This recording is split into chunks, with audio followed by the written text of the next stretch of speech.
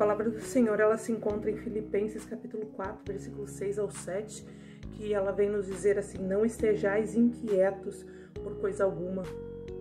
Antes as vossas petições sejam em tudo conhecidas diante de Deus pela oração e súplica com ação de graças.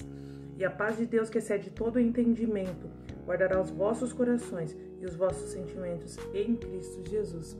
Nós venhamos entregar a Deus a nossa ansiedade, porque a ansiedade pode impedir e paralisar de nós vivermos as promessas de Deus nas nossas vidas. Tudo aquilo que for ansiedade e aflição, que nós venhamos entregar no altar, entregar para Deus, porque Deus no tempo certo irá fazer as coisas. Que nós venhamos entender que muitas vezes, para grandes projetos, existe sempre um início, sempre vai existir um início.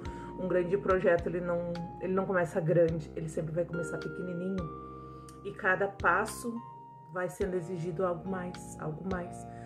Porque, se notarmos, a gente nunca vai passar pela mesma prova. Quando a gente termina de passar por uma prova, a próxima prova, ela sempre vai ser mais forte do que a outra que estava ali atrás, que nós achávamos que não iríamos suportar. Mas nós suportamos. Então a gente vai notar nas nossas provações que sempre, cada prova, ela vai ter um nível a mais, porque Deus sempre quer nos aperfeiçoar, porque nós não sabemos o que Deus tem e o que Ele quer para a nossa vida, mas lá na frente Ele já está no nosso amanhã. Só Deus é onipotente, onipresente e onisciente, só Ele sabe, só Ele está no nosso amanhã. Então nós não entendemos o querer, o agir de Deus, muitas vezes nos questionamos, mas nós não sabemos se Deus não está nos preparando de um pequeno vaso para um grande jarro, para que nós venhamos trazer dentro de nós tudo aquilo que Deus tem e quer usar em nós lá na frente. No início, é usado o nosso testemunho, a nossa forma de agir é usada. Muitas pessoas estão ao nosso derredor, observando, cuidando, e o nosso andar, o nosso agir, a nossa forma de falar, tudo tem que ser, e Deus nos direciona para que a gente vá se transformando, para que nós sejamos pequenos cristãos, pequenos cristos, porque ser cristão é ser um pequeno Cristo, e nós venhamos fazer sempre conforme a vontade dele, conforme ele quer, e as pessoas vão observando isso, e conforme nós vamos passando uma aprovação, Deus manda outra, mas não porque Ele não nos ama, mas porque Ele nos ama o suficiente para nos preparar para algo grandioso que nós vamos viver. Nós não venhamos ser aquele tipo de cristão que chamam de cristão Nutella, que não pode passar por prova, não pode passar por isso, não pode passar por aquilo. Porque uma frase, ela é certa: se tudo tá fácil na tua vida, então tu tá sendo crente do jeito errado. Porque a vida do cristão não é fácil. São provas, são vales, são desertos, mas todas elas com uma única certeza: Deus sempre está do nosso lado para nos ensinar. O Espírito Santo nos guia como falar, como agir, nos guia para nós caminharmos na direção de Deus, para que nós estejamos sempre no centro da vontade de Deus. Porque toda vez que nós caminharmos de uma forma diferente, pelos nossos próprios pés, fazer com a força do nosso próprio braço, não vai dar certo. Nós vamos acabar nos direcionando para um lugar que não é o centro da vontade de Deus. E muitas vezes nós pagamos um preço caro por isso.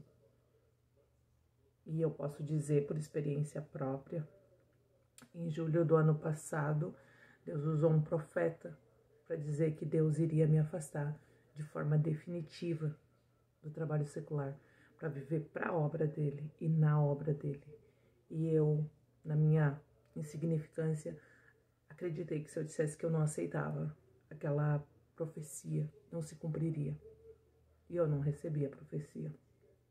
E em julho, ele me deu a profecia. Em novembro, Deus tirou a minha visão.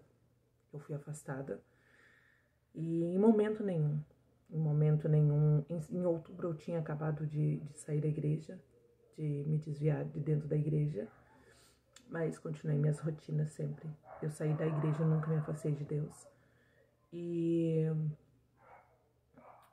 em novembro em 10 dias. Iniciou uma pequena mancha no meu olho. E em 10 dias eu não enxergava mais nada. E muitas vezes eu cheguei a me questionar sobre isso, que eu imaginava que se eu dissesse não, não se cumpriria. Jonas. Se Deus entregou algo para nós, não tem para onde nós fugir, não tem onde nós nos escondemos. O Senhor vai nos buscar e nós vamos fazer aquilo que é da vontade dele, de uma forma ou de outra. O que está no nosso destino vai se cumprir, porque Deus faz cumprir. Quando o médico disse, a primeira consulta que eu tive, que o especialista do Hospital de Banco de Olhos disse, tu nunca mais vai voltar a enxergar, tu nunca mais vai voltar a trabalhar.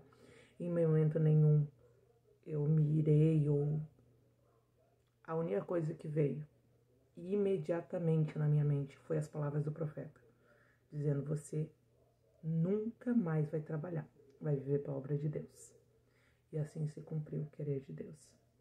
Não enxergo mais de um olho.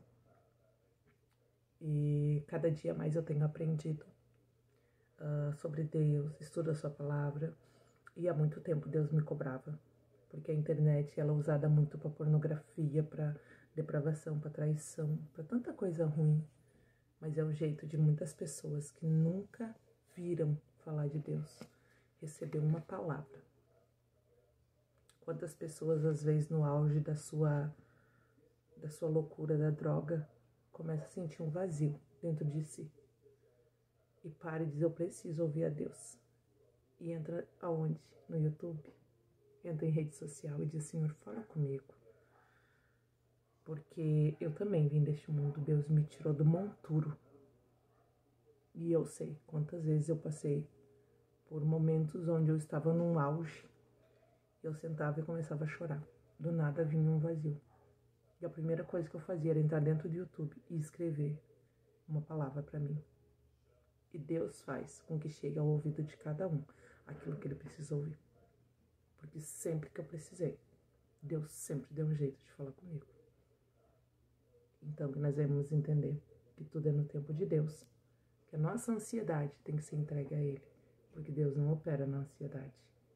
E que nós vamos entender que tudo que Deus tem para nós querendo ou não, vai se cumprir. Quem é escolhido não tem escolha. Isso não é uma ameaça, isso é maravilhoso. É um privilégio ser um servo de Deus, é um privilégio viver para Ele, é um privilégio viver o sobrenatural dEle.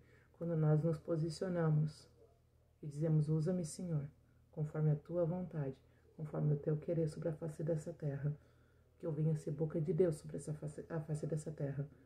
Nós vemos o sobrenatural de Deus. Nós vemos Deus tirar água da pedra. Literalmente. Fiquem com Deus e que Deus venha dar uma jornada feliz, uma ótima semana para todos nós. Em nome de Jesus. Amém?